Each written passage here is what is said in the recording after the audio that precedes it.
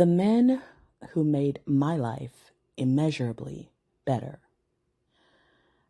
Sometimes men will get on my posts and say, hey, you want women to be single. You don't want them to be happy. You want them to be miserable like you. And that's generally a comment on someone's video that I reposted or, something that I said, like this little audio that I'm posting.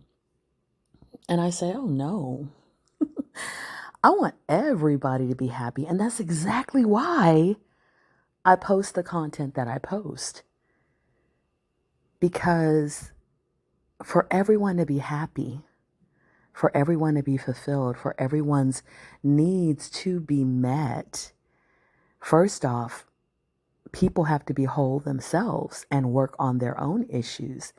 And then when they come to relationships, they have to come to them knowing their needs, knowing what is their non-negotiables, what their non-negotiables are, and having boundaries and many other things. They have to come with relationship skills. So that's my goal, is for people to be happy. My goal is for people to definitely not be miserable, because I believe that, and not only I believe, but the research shows that many of the relationships that our grandparents and our parents had were survival based, and they were not about self-actualization or happiness or fulfillment or really pouring into each other mutually.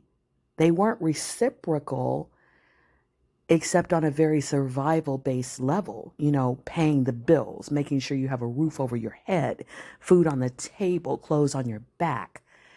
And now that we are in a better state, most of us in America, that is something that women generally can provide for themselves. They don't need a man to meet the survival level of needs.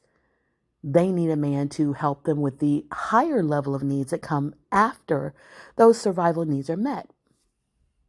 And some men, having seen these relationships of the past and having put those relationships on a pedestal that they never should have been on, have a false expectation of what a fulfilling or healthy relationship is.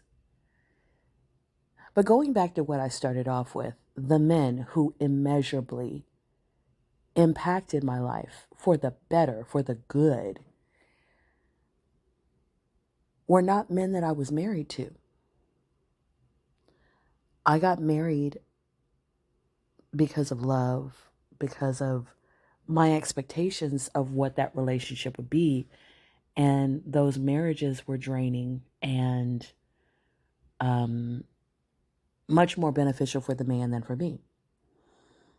And the men that I got the most from, who uplifted me, who poured into me, who caused me to see myself in a new light, and I was able to do the same for them. I wrote about them in my book. I wrote about most of the men that I've known in my book, my 2 books, my memoirs. But the first one, Plenty of Guppies and Other Dating Misadventures, I wrote about these men. The first one was JJ. And he helped me get rid of some of the toxic limitations that I had on myself as a woman and on my sexuality and my expression of that.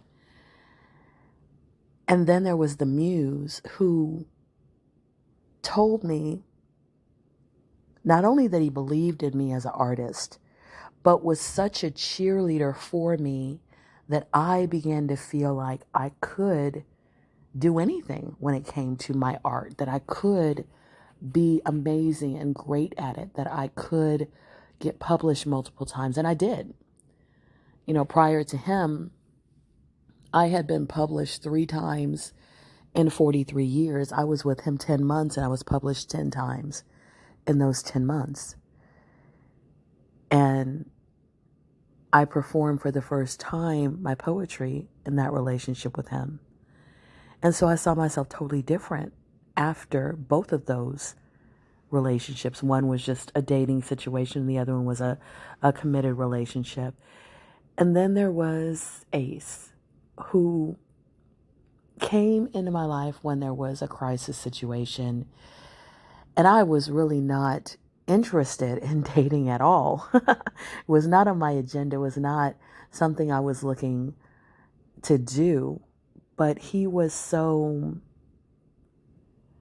poured into me through conversation, through spending time with me, through getting my mind off of the hole I had to dig myself out of financially and physically. And I never had a man just come in and do what he could to make my life better without expecting anything in return. And of course, like I said, he got things out of that interaction, but he didn't come in with those expectations. He came in to be of service, to be of help, to be of aid. And experiencing that for the first few times in my 40s was quite interesting because, of course, when you're first dating a guy, sometimes he can be very solicitous and very romantic and very helpful. And he's got his reasons for doing that, whatever they are.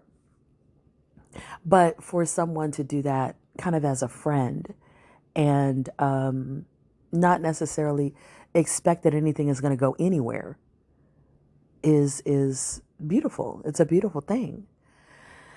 And then the last person that I'm going to mention, I nicknamed him Breath in my book.